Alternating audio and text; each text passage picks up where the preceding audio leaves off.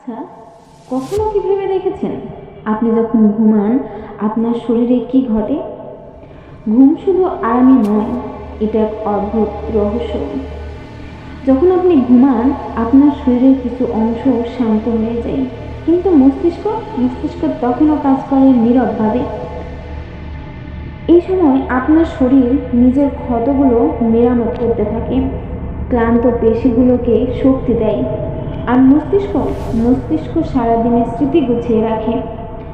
ঘুমের সময় আপনার শরীরের তাপমাত্রা কমে যায়, হৃদস্পন্দন ধীর হয়ে যায়।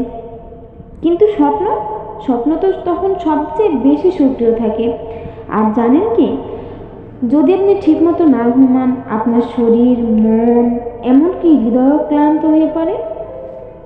তাই শুধু ঘুম আরাম নয়, এটা আপনার শরীরের এক গোপন চিকিৎসক। এমন মজার তথ্য পেতে আমাদের সাথেই থাকুন।